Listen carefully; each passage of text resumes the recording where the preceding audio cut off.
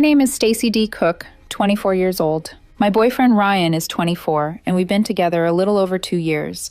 On paper, everything looks stable. Same city, similar work schedules, no kids, no shared debt, just two people building something steady. Except lately, it didn't feel steady. It felt like I was slowly becoming background noise in my own relationship. Ryan has this female best friend, Talia. You know the type. Overly friendly, always around, always just inside some invisible boundary I couldn't name without sounding jealous. At first, I tried to play it cool. They met in college. They stayed close. Group hangouts, occasional inside jokes, normal stuff. But lately, something shifted. The jokes weren't occasional. The references excluded me more often. Whenever I tried to join in, Ryan brushed me off like I was interrupting something I didn't fully understand. It started small. Relax, Stacy. It's just Talia. You're overthinking it. You don't get our humor. Then it became routine. Her name lighting up his phone first thing in the morning. The way he'd flip his screen down when I walked in. The quiet messages and that subtle smirk only she understood. Last Friday night, we had friends over for poker. Nothing fancy, just snacks, cards, and a few drinks. Talia was there. Of course she was. Ryan practically glued himself to her side the moment she stepped in. She whispered something in his ear and he laughed, glancing at me. I let it slide. I kept dealing cards, pretending nothing felt off, pretending the distance between us was stress or timing, pretending the sinking feeling in my stomach wasn't real. Then came the moment. Talia nudged Ryan while I folded my hand. He didn't even look at me when he said it. You're so quiet tonight. Not concerned, not curious, mocking. Talia laughed. Ryan laughed. And something in me settled. Not anger, clarity. I didn't flip the table. I didn't accuse anyone of anything. I didn't demand an explanation. Instead, I let silence do the work. I placed my cards down, stood up, and said the only word I needed. Bathroom. Calm smile. Controlled steps. Then I walked straight through the back door. I didn't actually need the bathroom. I needed air, distance, proof that I still had control over my own feet. The cold hit my face the second the door shut behind me. It was late fall, the kind of night where your breath shows, and the street is quiet enough to hear your own thoughts getting louder. I stood there for a second with my hands in my jacket pockets, listening. Laughter still leaked through the walls. Ryan's laugh, most of all, sharp, careless, the one he only used when he felt untouchable. Talia's voice layered underneath it, confident and comfortable. No one followed me. That detail mattered more than I expected. I walked down the alley behind the house past trash bins and a flickering security light. I counted my steps just to stay grounded. 1, 2, 3. This wasn't dramatic. This wasn't me storming off. This was me choosing not to humiliate myself by staying somewhere I clearly wasn't being respected. My phone buzzed. Ryan, you okay? You left kind of weird. LOL. That LOL did something inside me. It shrank 2 years of history into a joke I was apparently supposed to laugh at. I didn't respond. I kept walking until I hit the main road and sat down on a bus bench. The plastic was cold. I welcomed it. My mind replayed the night in pieces I couldn't ignore anymore. The way Ryan leaned toward Talia when he laughed. The way he rolled his eyes when I spoke. The way he never once asked why I was quiet. He'd already decided. Another buzz. Ryan, did I say something wrong? For the first time in months, I let myself admit the thing I'd been pushing down. I wasn't insecure. I was being edged out slowly, publicly, on purpose. I looked back toward the house. The lights were still on. The party was still going. Ahead of me, something quiet and final had already started. I stayed on that bus bench longer than I meant to. The cold plastic pressed through my jeans, and I let it. It kept me grounded. The night was still, the kind of still that makes you hear everything you've been trying not to hear. My phone buzzed again. Ryan. Seriously, Stacy, where did you go? I stared at the screen. For months, I had rehearsed conversations in my head, calm explanations, reasonable boundaries, ways to say that hurt without sounding dramatic. Funny how none of them felt necessary now. I put the phone face down. 10 minutes later, another message. Ryan, Talia thinks you took the joke the wrong way. That one made me laugh. A short, hollow sound that didn't reach my chest. Of course she did. She always had an opinion about my reactions, my tone, my place. I finally stood up and started walking. Not back to the party, not back to him, just forward. The streetlights flickered overhead as I moved, and with each step, the noise from the house faded behind me. After about 20 minutes, my phone rang. Ryan. I watched it vibrate in my hand until it stopped. Then it rang again.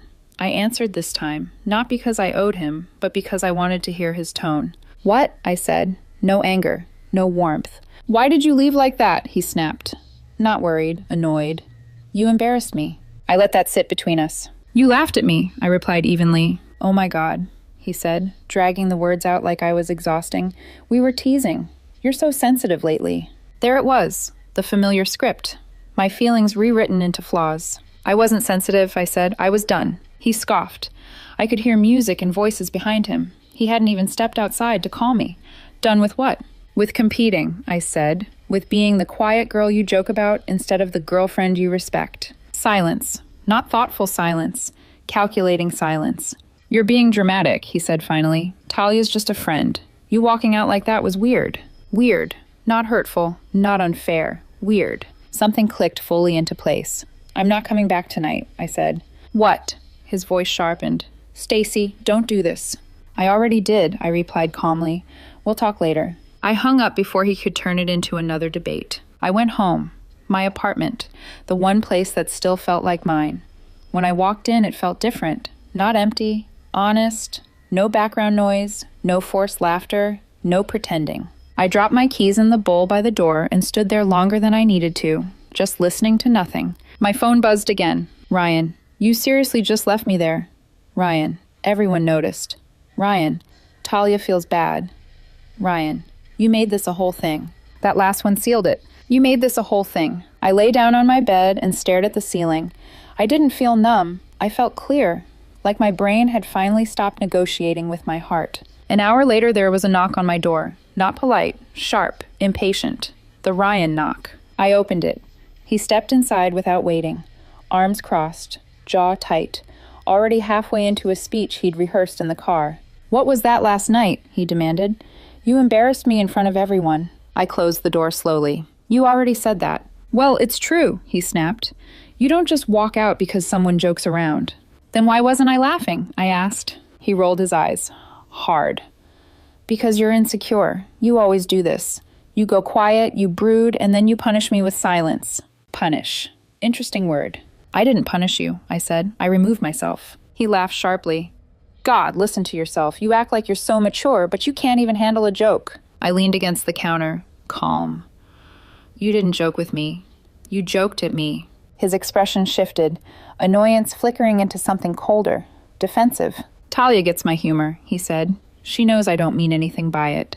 "And I don't?" I asked. He hesitated, just a second too long. "Well," he shrugged, "you're different. You're sensitive about stuff." There it was again, sensitive. Convenient shorthand for dismissing me. "So let me get this straight," I said slowly. "You laugh with her about me, and when I don't enjoy it, that's my flaw." He threw his hands up. "Why are you making me choose? This is ridiculous." "I'm not," I said quietly. "You already did." He stared at me like I'd spoken another language. "No, I chose you. Talia's just comfortable." "Safe," I finished. "Always there, louder than me, more fun." His silence this time wasn't dismissive. It was exposed. For the first time, he looked like he realized I might actually be leaving. He stood there in my living room like he still owned the argument, like this was just another fight he could outlast. He'd done it before. Stay louder, stay firmer.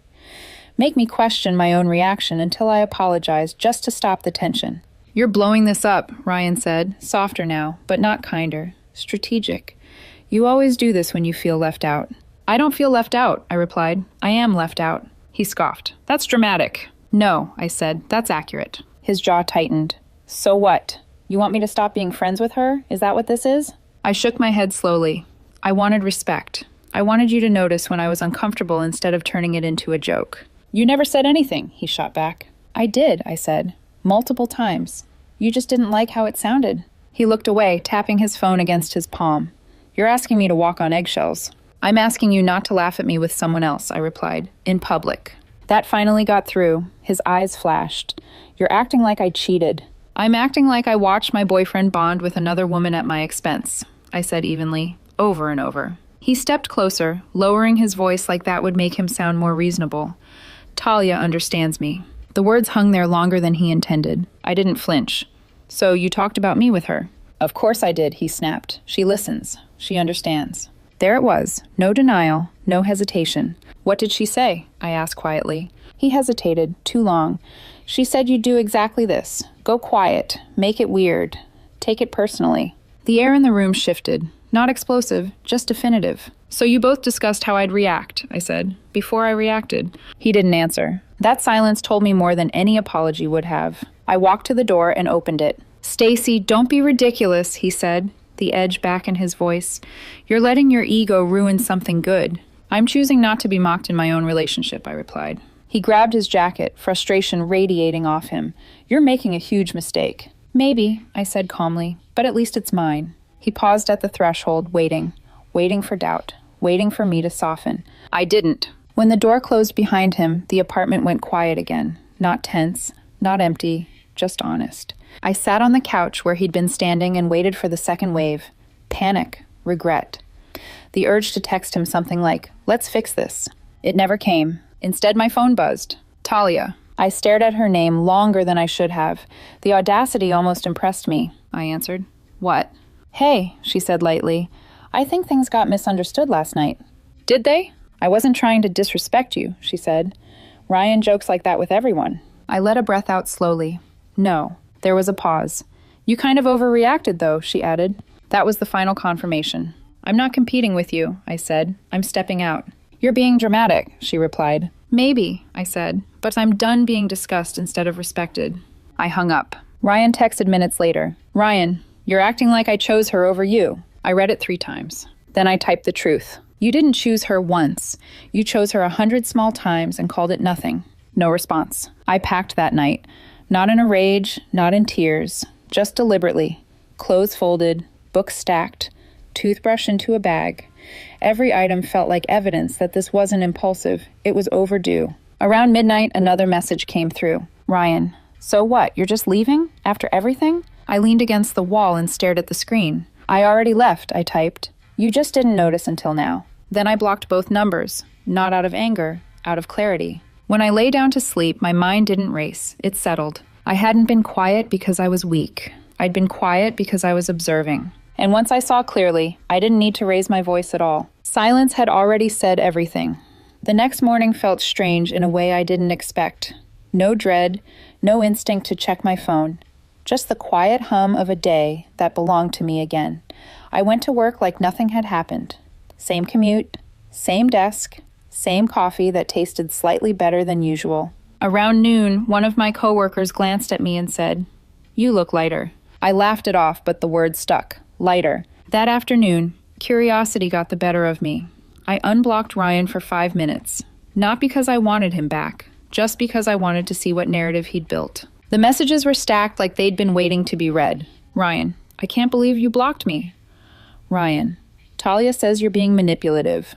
Ryan, if you don't talk to me, that's on you. No apology, no accountability, just blame rerouted through her again. I blocked him permanently. That evening, I ran into one of our mutual friends at the grocery store. She hesitated before speaking, like she didn't know which version of the story she was allowed to repeat. Ryan's upset, she said carefully. He says you walked out over a joke. I nodded once. That's easier than admitting he laughed at me with someone else. She didn't argue. That told me enough. Later that night, my phone buzzed from an unknown number. This is Talia. I think you owe Ryan an apology. I stared at it for a second. Then I typed the only honest answer. Number 1, I owed myself one. Block. The days that followed weren't dramatic. They were steady. I noticed things shifting in small ways. I didn't rehearse texts before sending them. I didn't scan rooms wondering who he was standing next to. I didn't brace myself before speaking. I talked when I had something to say. I stayed quiet when I didn't. The difference now was that the quiet belonged to me. A week later, I ran into Talia at a bar downtown. Total accident. She saw me first and walked over with that same casual confidence she'd always had. Hey, she said, like nothing had happened. Things got blown out of proportion. Did they? I asked calmly. She crossed her arms. Ryan didn't mean anything by it. He jokes like that with everyone. He doesn't date everyone, I replied. Her smile faltered. You're still mad. No, I said. I'm finished. She frowned, like she wasn't used to not winning these exchanges. You think you were being disrespected?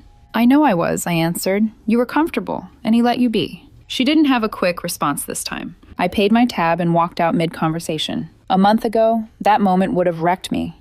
Tonight, it barely registered. A few nights later, Ryan tried one last angle. New number, softer tone. Ryan, I miss you. It feels empty without you. I read it once. Then again, it feels empty without you. It had felt empty when I was there too. I didn't reply. Instead, I deleted the thread and went for a walk. Same streets I'd walked 100 times before, but this time without rehearsing conversations, without shrinking myself, without bracing for the next joke at my expense. I realized something as I walked.